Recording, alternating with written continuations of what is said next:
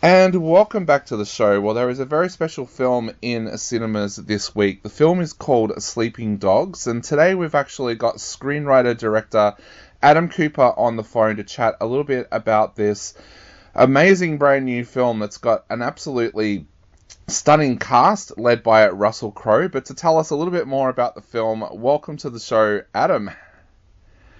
Thanks for having me, Dave. No worries. Now, Adam, this is such a brilliant film. I had the pleasure of sitting down and watching it last night, and it was one of those films that just grabbed me from the get-go. Tell us a little bit about how you came up with the premise for this film.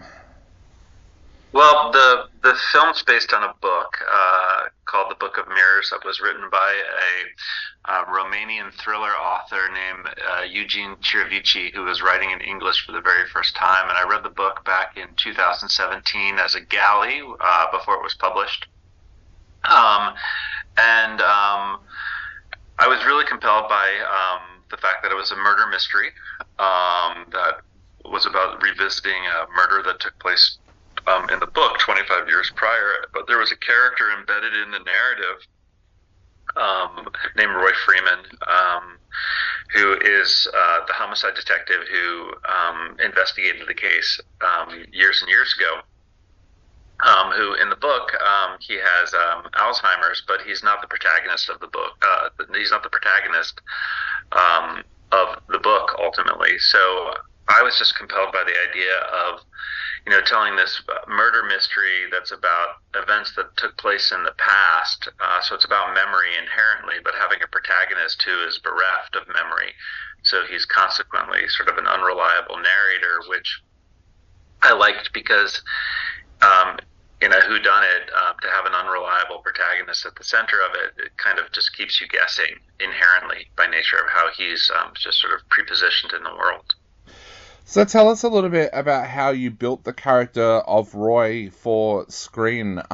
Like you said, there's some changes there from the original novel. Tell us a little bit about how you built Roy as a character for the screen. Well, I mean, without spoiling anything for the viewer, I kind of worked backwards a little bit. Like I knew where he ended up as a character. Because he was a cop, I wanted him to have sort of a blue collar feel to him, kind of working class, everyman, if you will. But the Alzheimer's component of the story really gives you a character who, when you meet him, he feels very lost and disconnected. He doesn't really know his place in the world because our memory is really what gives us context for who we are as people. Our jobs, our families, our friends, our social strata. So it was really, starting with a character who, because he's bereft of memory, is kind of this blank canvas in a way. And it's not until, the plot kicks in and he's tasked with reinvestigating this case from the past that he begins to really emerge as a character. So the plotting of the story really becomes the mechanism through which his character is actually revealed.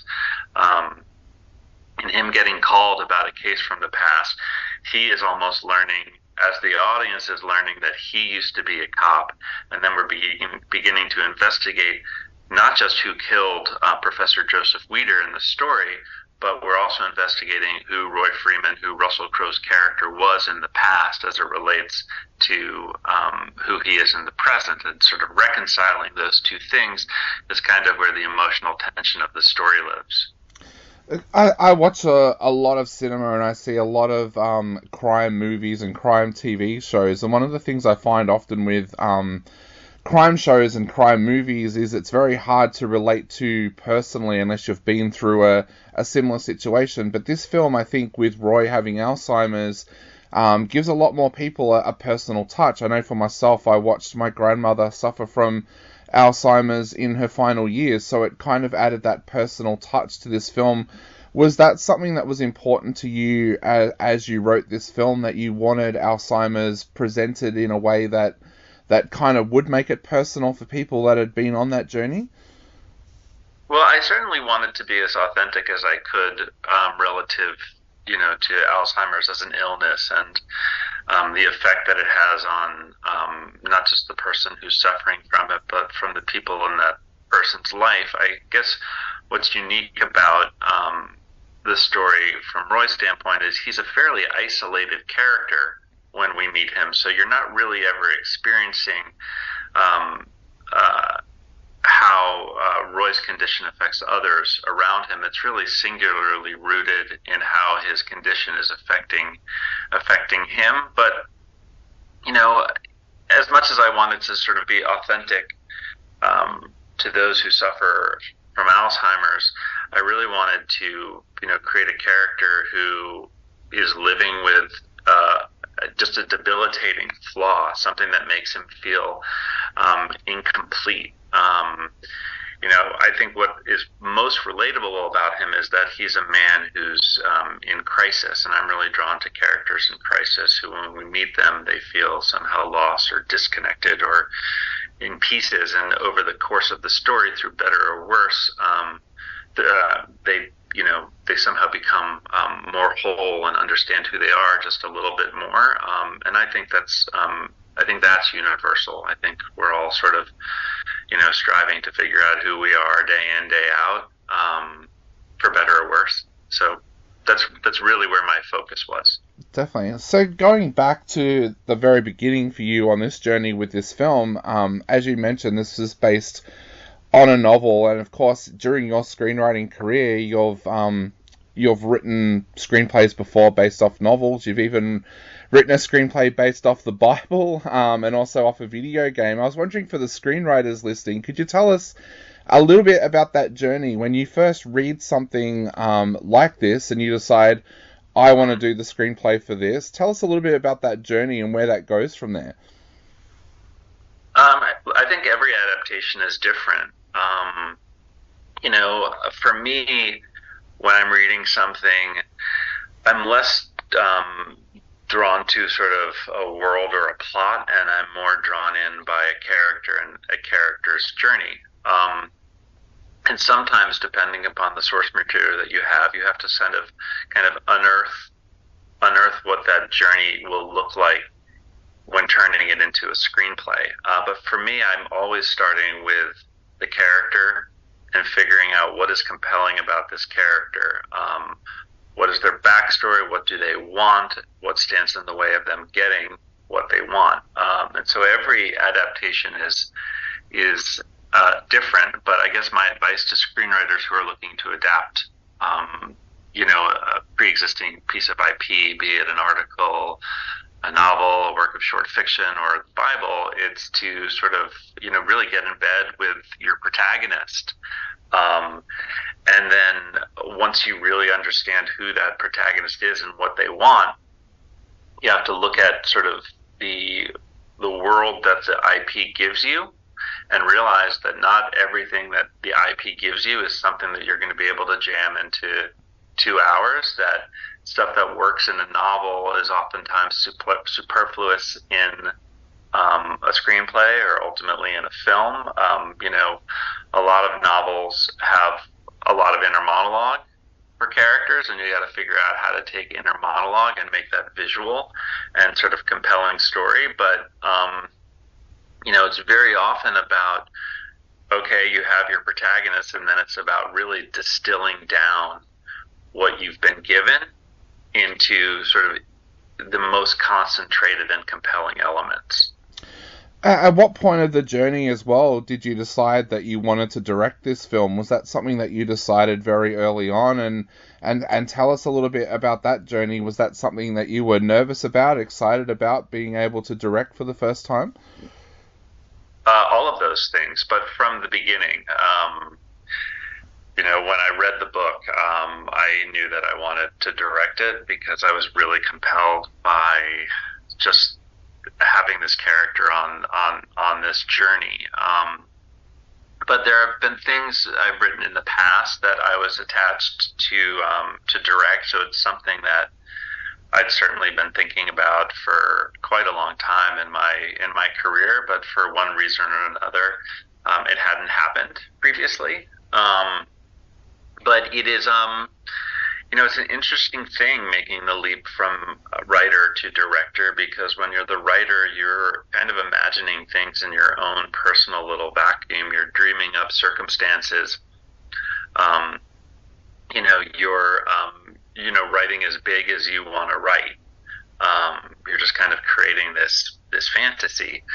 But when you then have to direct what's on the page, you have to take into consideration all of these practical things that you weren't really thinking about at the time that you were writing it. So it's really an interesting exercise, sort of moving away from things that you were perhaps precious about on the page, and realizing that in order to sort of tell your story and to do it on time and on a budget, that you have to kind of adapt. And so that was a big part of sort of my learning curve. Yep. In directing the film.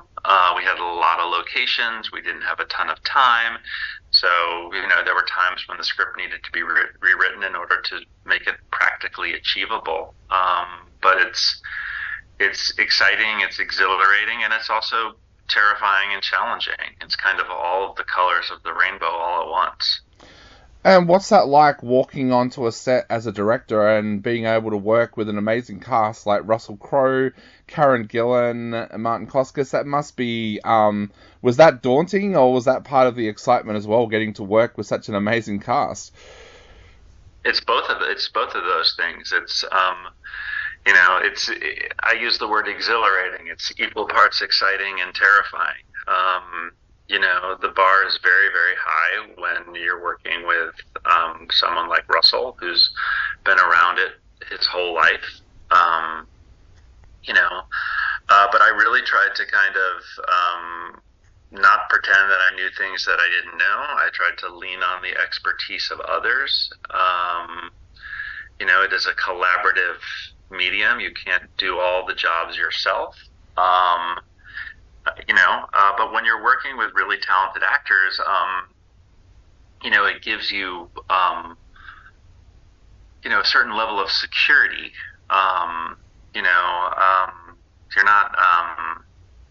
You're not trying to coax performance out of someone. You're dealing with like really professional people who are as invested in their craft as you are in telling the story. So, but the short answer is, Russell Crowe is a legend, not just in Australia, but, he is, one of the best actors of not just his generation, but really of any generation. So yeah, there's something daunting about that, but it's also, you have to pinch yourself. How lucky am I to get to have had that experience? And the same can be said for Karen Gillan and Martin Chokish and Tommy Flanagan and Picharo Mazembe and Thomas Wright, and, Jane Harbour and, so many great, local Australian actors. Yeah. It was awesome. Going back to those three leads, were they always who you imagined in those roles, or was that something that kind of evolved along the way as well? It certainly evolved in the writing process. I'm not so much a person that is very busy writing something with one person in mind. It's kind of, a sort of, I don't know, I think write through a broader lens than that. And then, unfortunately, as with all these things, there are other sort of considerations that come into play when you're trying to mount a film, like, marketability, sort of the notoriety of the actor. This movie was made, largely funded through foreign pre-sales.